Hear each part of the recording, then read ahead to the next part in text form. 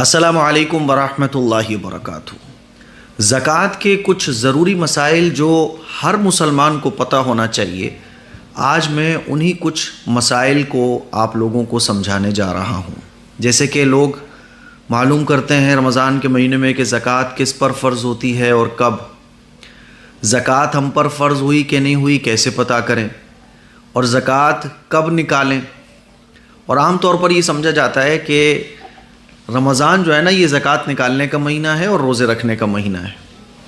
तो कुछ ज़रूरी मसाइल हैं जिनका इल्म हर मुसलमान को होना ज़रूर चाहिए। आज उन्हीं मसाइल पर मैं कुछ बात करने जा रहा हूँ और इंशाअल्लाह आपको बहुत फ़ायदा होने वाला है आज की इस वीडियो से। और इंशाअल्लाह 3-4 दिन तक हम ज़कात के मसलों को बयान करेंगे। कोशिश ये रहेगी मेरी कि आप लोगों के सवालात ज़्यादा से ज़्यादा मैं कवर करूँ, ताकि ज़कात के जो मसले लोगों के माइंड में रहते हैं, परेशान करते हैं, वो मसले क्लियर हों और ज़कात का इल्म आपको हासिल हो। क्योंकि देखिए, इस्लाम की बुनियाद 5 चीज़ों पर है, उसमें से एक है ज़कात। जिस तरह से रोज़ा फ़र्ज़ है, जिस तरह से नमाज फ़र्ज़ है, जिस तरह से हज फ़र्ज़ होता है, इसी तरह से ज़कात भी इबादत है, बहुत अहम इबादत है। हाँ, फ़र्क इतना है कि ये मालदारों पर होती है। ज़कात कौन लोग निकालते हैं? मालदार निकालते हैं। और किन को दी जाती है? गरीबों को दी जाती है। ज़कात इस्लाम के अंदर इसलिए है ताकि गरीब लोगों की मदद हो ज़्यादा से ज़्यादा। गरीब लोग हाथ फैलाने से बचें, भिखारियों की तादाद कम हो, सूद का लेन देन ख़त्म हो और मुआशरे में गरीब लोगों की मदद होती रहे। इसीलिए ज़कात सिर्फ़ रमज़ान की इबादत नहीं है, बल्कि जिस पर जब फ़र्ज़ होगी उस वक्त उसको निकालना चाहिए। अब यही तो सबसे बड़ा मसला रहता है कि हम पर कब फ़र्ज़ हुई और कब हमें निकालना चाहिए। तो इस पर इंशाअल्लाह बहुत सारी चीज़ें हैं जो आज आपको जानने को मिलने वाली हैं।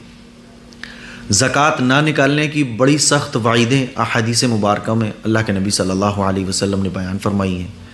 आखिरत के मैदान में एक शख्स के गले में जो है ना, काला सांप लिपटा हुआ होगा और वो उसको डस रहा होगा।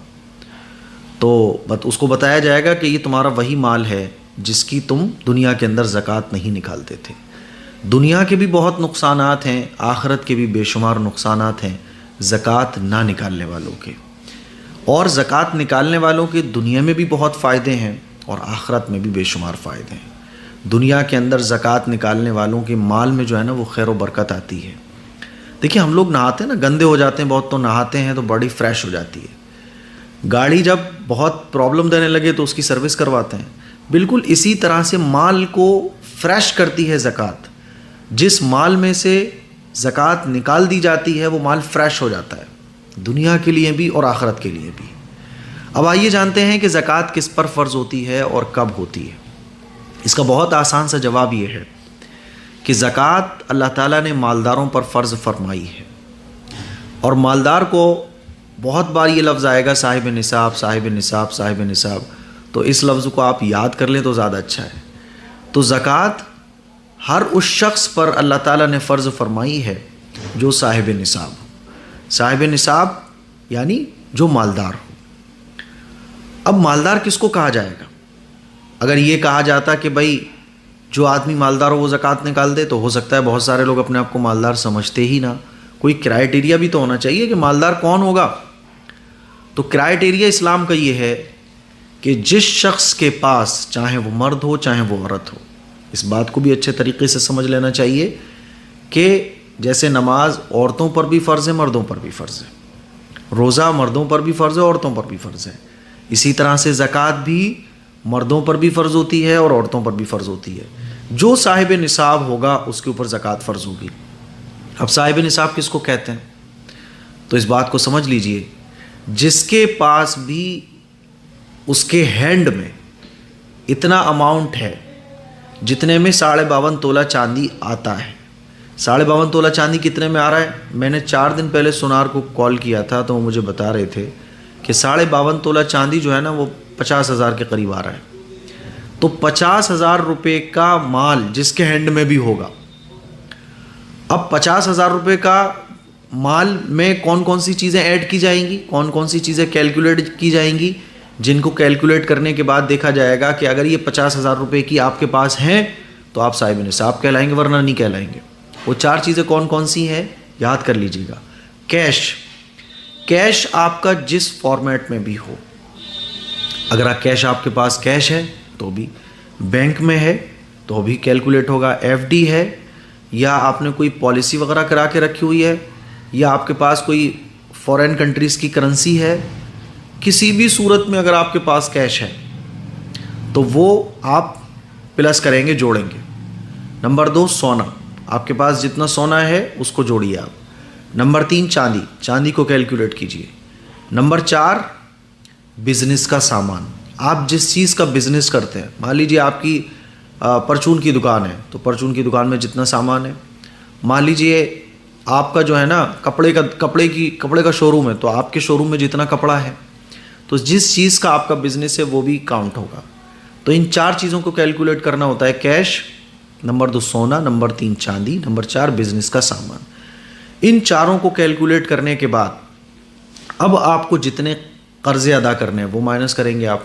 मान लीजिए आपको बिजली का बिल देना है इस महीने, आपको जो आपके दुकान में काम करने वाले लोग हैं उनकी सैलरी देनी है, सब माइनस कीजिए, आपको जितना भी कुछ देना है। माइनस करने के बाद आपको देखना है कि अब आपके पास कितना अमाउंट बचा। अब वो जो आपके हैंड में बचा, 4 चीज़ें हैं तो 4 चीज़ें मिला के, 4 चीज़ें नहीं है 3 है तो 3 में मिलाइए, 2 है तो 2 ऐड कीजिए, 1 है तो 1 ऐड कीजिए। कुल मिला के ये कि 4 अगर है तो 4, 3 है तो 3, यानी इन 4 में से जितनी होंगी वो आप कैलकुलेट कीजिए। अब अगर 52.5 तोला चांदी के बराबर आपके हैंड में है तो आपके ऊपर ज़कात है, और अगर इतना नहीं है तो आपको ज़कात नहीं देनी। ठीक है, यानी अगर 52.5 तोला चांदी के बराबर माल आपके हैंड में है तो आप कहलाएंगे साहिब निसाब, यानी आप साहिब निसाब हैं, आप मालदार हैं शरीयत की नज़र में। और अगर इतना माल आपके पास नहीं है, मान लीजिए 40,000 है, 35,000 है, 52.5 तोला चांदी जितना मार्केट में आ रहा है उतना अमाउंट आपके पास नहीं बन रहा है, तो आप साहिब निसाब नहीं कहलाएंगे, यानी आपके ऊपर ज़कात फ़र्ज़ नहीं है। तो ज़कात किस पर फ़र्ज़ होती है? पहला मसला कि जो शख्स साहिब निसाब हो उसके ऊपर ज़कात फ़र्ज़ होती है। दूसरा है कि कब होगी। जैसे कि लोग समझते हैं कि रमज़ान में ही ज़कात निकालना चाहिए और रमज़ान का महीना यानी ज़कात निकालने का महीना, तो ऐसा नहीं है। हम ज़िंदगी में जब पहली बार साहिब निसाब होते हैं, मान लीजिए आपकी जॉब लगी, जॉब लगने के बाद आपकी पहली सैलरी 1 रबीउल अव्वल को आई या 10 रबीउल अव्वल को आई, और पहली सैलरी थी आपकी 50,000 रुपये या 1 लाख रुपये, तो आप लाइफ में फ़र्स्ट टाइम जब साहिब निसाब बने तो वही आपकी डेट अब ज़िंदगी भर मरते दम तक ज़कात का हिसाब लगाने की हर साल होगी। मान लीजिए आप ज़िंदगी में पहली बार साहिब निसाब बने 1 रबीउल अव्वल को, अब 1 रबीउल अव्वल ये आपके साहिब निसाब बनने की डेट हो गई।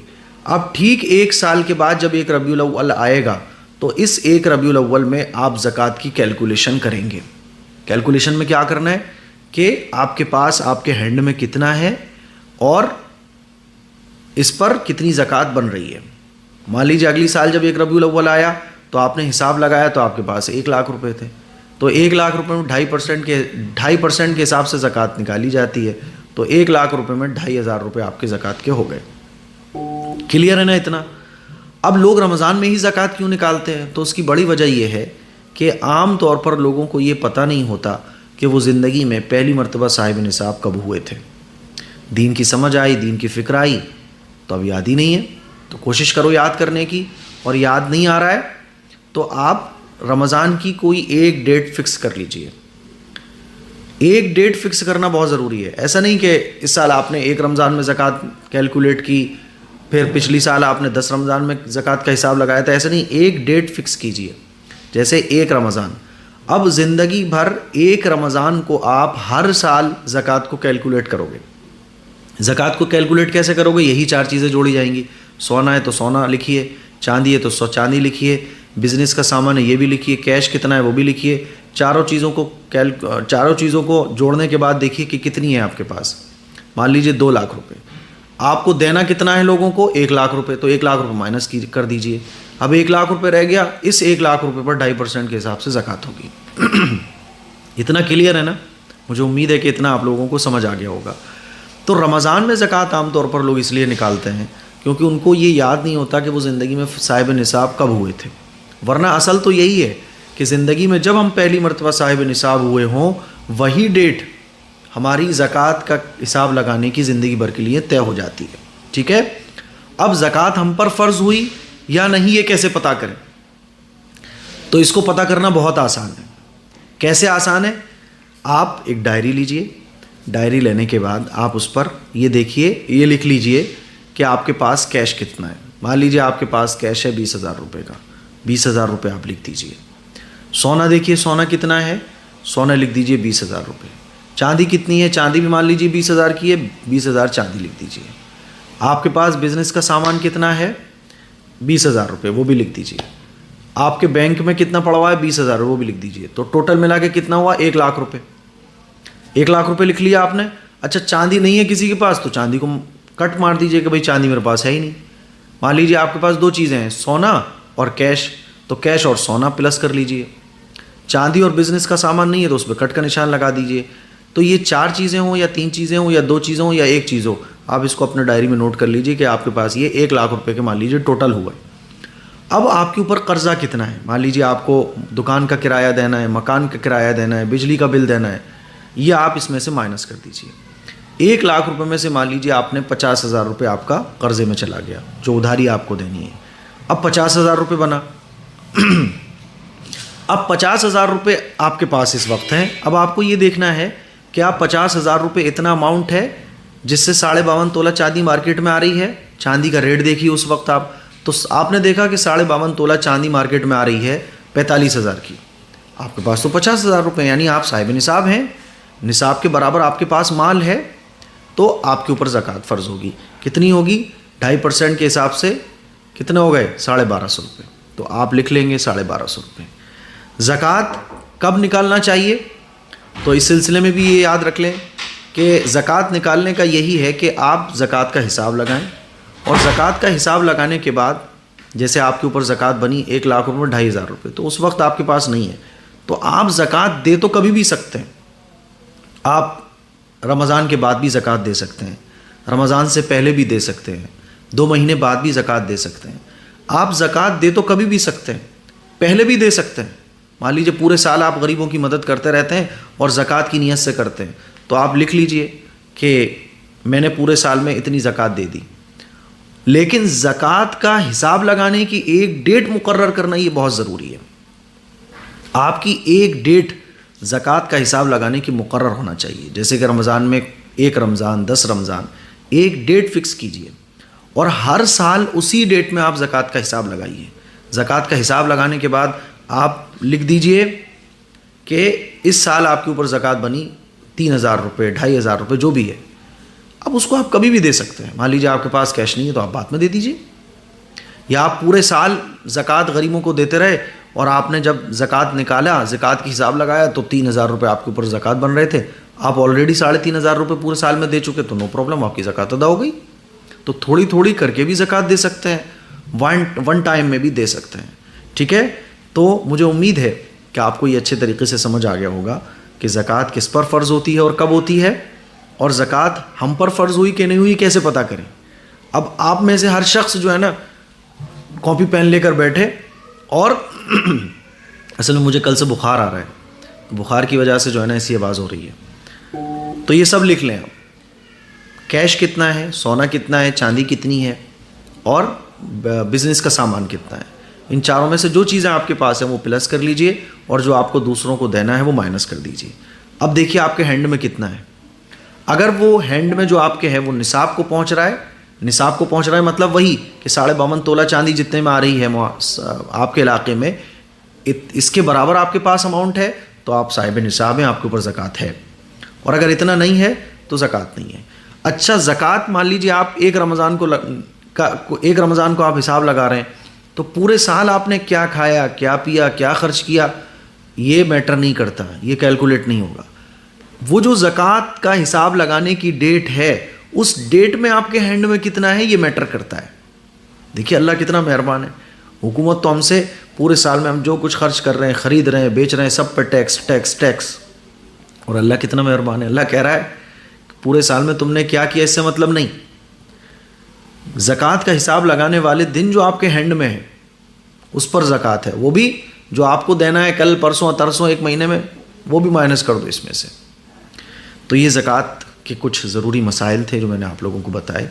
मुझे उम्मीद है कि आपको अच्छे तरीके से ये ज़कात के कुछ मसले समझ आ गए होंगे। ये बुनियादी मसले थे। अब आप इस वीडियो के कमेंट बॉक्स में अपना सवाल ज़कात से मुताल्लिक़ जो भी चीज़ें आपको समझ नहीं आ रही हैं वो आप कमेंट कीजिए। इंशाअल्लाह 2-3 दिन तक अब ज़कात पर ही मैं वीडियोज़ अपलोड करूँगा ताकि ज़कात के जो मसले हैं वो आप लोगों को क्लियर हो जाएँ। इस क्लिप को शेयर करें, दूसरों तक पहुँचाएँ और ये भी याद रखें कि ज़कात मर्दों पर भी फ़र्ज़ है, औरतों पर भी फ़र्ज़ है। औरतें भी ऐसे ही हिसाब लगाएँ और मर्द भी ऐसे ही हिसाब लगाएंगे।